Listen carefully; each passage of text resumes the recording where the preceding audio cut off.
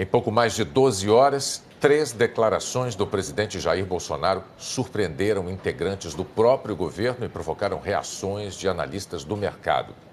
A primeira declaração foi sobre a reforma da Previdência.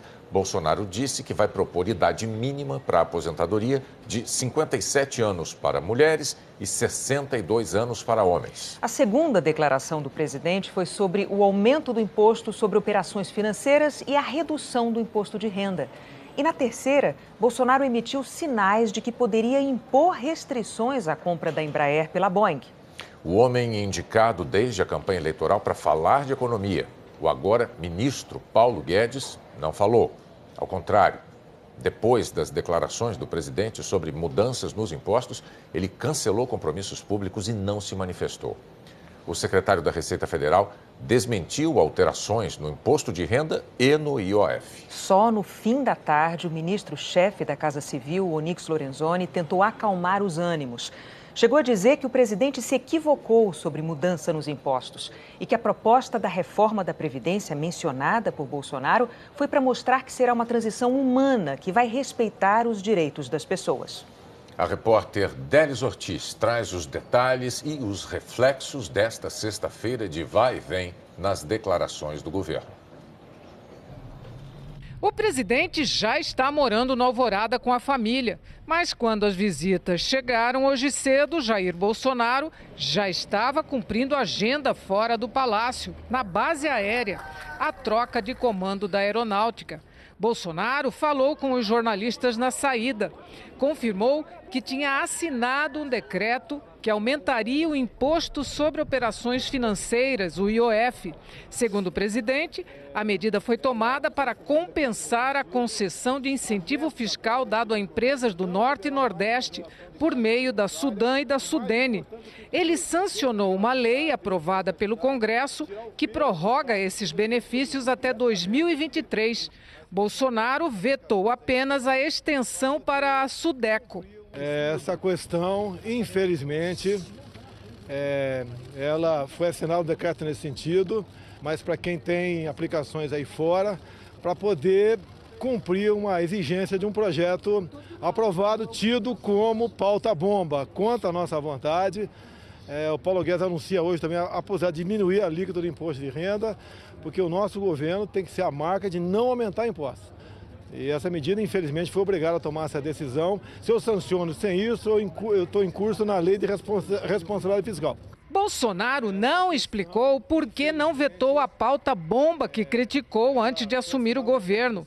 Para compensar essa renúncia fiscal autorizada por ele, disse que iria aumentar o IOF, Imposto sobre Operações Financeiras, mas reduziria a alíquota do imposto de renda de 27,5% para 25%. É uma ideia inicial, a maior alíquota nossa é 27,5%, passaria para 25%. Não demorou muito para o secretário da Receita Federal, Marcos Cintra, o secretário-geral da Fazenda, Valderi Rodrigues, e o secretário adjunto Esteves Conaro correrem para o gabinete do presidente Bolsonaro.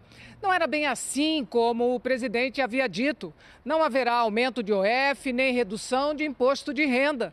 Foi o que disse o secretário da Receita em entrevista gravada por Nilson Clava. Não vai haver nada que esteja sendo discutido com relação à alteração do imposto de renda. O imposto de renda é um capítulo da reforma tributária que vai ser analisada posteriormente, no tempo correto, no tempo devido. E com relação ao IOF, não haverá nenhum incremento de IOF para dar respaldo ou para oferecer compensação aos benefícios fiscais que estão sendo concedidos agora à Sudan e à Sudene. O que haverá é uma limitação do usufruto desses benefícios aos recursos orçamentários já existentes. Consequentemente, não haverá impacto orçamentário algum e não há necessidade de compensação, portanto, não haverá nenhum aumento de imposto. Queria deixar claro que o ministro Paulo Guedes colocou isso como uma pré-condição importante, né? de que não haveria aumento de impostos. Essa é uma promessa de campanha, inclusive, do presidente da República. Consequentemente, está sendo cumprida à risca a determinação dele. No fim da tarde, foi a vez do ministro-chefe da Casa Civil se pronunciar.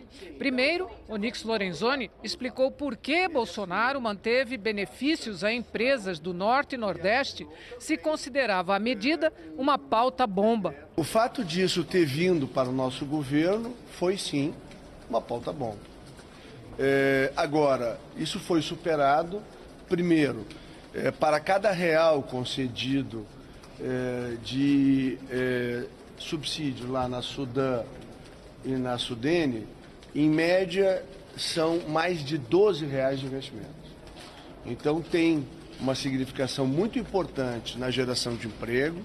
Na análise que foi feita, o presidente optou por fazer o sancionamento, dada a experiência da aplicação desde 2013 para cá, e na verdade se trata de uma prorrogação por 5, podendo ser prorrogado por mais 5 anos. O governo anterior deveria ter sancionado a questão da Sudam e da Sudene. Ao transferir para o governo com um prazo curtinho de resolução, porque vencia ontem o prazo de sanção ao veto, é claro que foi jogada uma bomba no colo do atual presidente. Nesse sentido. Agora, por que sancionou? Porque é meritório, porque a região Nordeste precisa e porque a região Norte também precisa. Depois, Onyx explicou que o decreto que aumentaria o IOF, que chegou a ser anunciado por Bolsonaro, era apenas uma hipótese que foi descartada. O ministro disse que o presidente se equivocou. A questão do IOF é que foi uma das alternativas para dar sustentação à prorrogação. Ele assinou a sanção e assinou também um decreto que dá a garantia para a execução sem ter aumento de impostos. É isso. É que uma das hipóteses que havia sido aventada pela equipe econômica para poder dar sustentação à continuidade do programa seria ou corte de benefícios ou aumento do IOF. Quando isso chegou para análise hoje pela manhã, isso confrontava diretamente todo o compromisso que o governo assumiu ao longo da campanha eleitoral de redução da carga tributária. Então aí, desde hoje de manhã, cedinho, nós estamos dedicados a buscar uma outra solução que nós encontramos, está resolvido. Ele se equivocou, ele assinou a continuidade do projeto da Sudam e da Sudene. O ministro reafirmou que não haverá aumento de impostos. Estava toda uma celeuma estabelecida no país que ia ter aumento de impostos. Então não dá para amanhã, né, hoje à noite, ou a partir do dia de hoje, o cidadão brasileiro diz, votei no Bolsonaro para não ter aumento de imposto, eu vou ter aumento de imposto. Não tem aumento de imposto. Então, estou afirmando aqui, não haverá aumento de imposto. Outro assunto que surpreendeu a equipe econômica foi a reforma da Previdência. Na entrevista da manhã, Bolsonaro disse que vai apresentar a proposta ainda em janeiro e falou em idade mínima para a aposentadoria.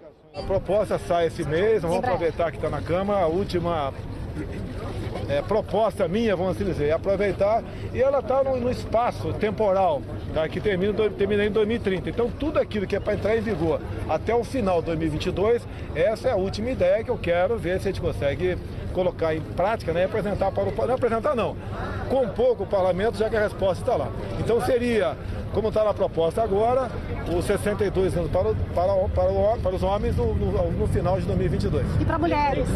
55 para 57. O presidente não explicou se a idade mínima de 62 anos para homens e 57 anos para mulheres seria para funcionários públicos ou para trabalhadores da iniciativa privada, ou para os dois. Os regimes de previdência são diferentes, separados e ambos deficitários. Este ano, o rombo dos dois regimes deve superar os 300 bilhões de reais.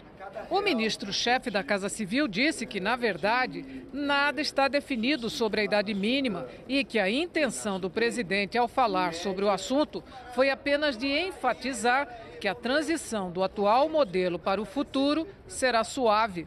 Quando o presidente fala alguns números, e falou no número de 57, 62, o que ele quis dizer? Ele quis dar uma tranquilidade para as pessoas, que nós não vai haver uma ruptura, vai ser feita uma transição lenta e gradual, com que objetivo? Preservando o direito das pessoas, tendo um olhar humano para a reforma da Previdência e fazendo as coisas gradualmente. É isso que o presidente quis dizer. O ministro da Casa Civil negou que haja divergências entre a equipe econômica e Bolsonaro. Não tem ruído algum. A equipe econômica chefiada pelo professor Paulo Guedes vem trabalhando desde que se iniciou o processo da transição para elaborar dois caminhos de proposta de reforma da Previdência, aos quais o professor Paulo Guedes já falou a exaustão. E todos vocês já testemunharam. Aqui eu reconheço vários rostos que já ouviram ele dizer isso. Primeiro, a atual Previdência brasileira é um navio com casco furado, ou é um avião que tem uma pane, que precisa ser consertado. Né? E é nisso, uma parte do trabalho no sentido de como é que nós consertamos o nosso navio que está com o casco furado. O discurso de Bolsonaro, sugerindo que a reforma da Previdência poderia ser mais branda, não pegou bem entre investidores, porque não enfrentaria o principal problema do Brasil hoje, o rombo nas contas públicas. Analistas econômicos avaliam que versões confusas do texto devem persistir até o projeto ser enviado ao Congresso. Outra afirmação do presidente sobre a Embraer também repercutiu. Ele reconheceu a necessidade do acordo da Embraer com a Boeing, mas com ressalva ao que está proposto. A Embraer, eu tenho acompanhado, nós não podemos, logicamente nós precisamos, seria muito bom essa fusão, mas nós não podemos, como está na última proposta, né? Daqui a 5 anos tudo pode ser repassado para o outro lado. A preocupação nossa é essa, é um patrimônio nosso. Sabemos da necessidade dessa fusão até para que ela consiga competitividade e não venha se perder com o tempo. As ações da Embraer despencaram 5%.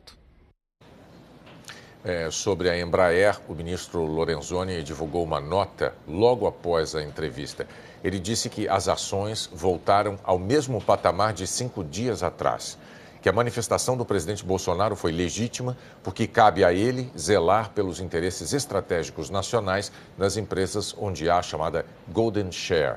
O ministro da Casa Civil disse ainda que Bolsonaro é favorável ao negócio, mas que não pode haver esvaziamento da geração de tecnologia no Brasil.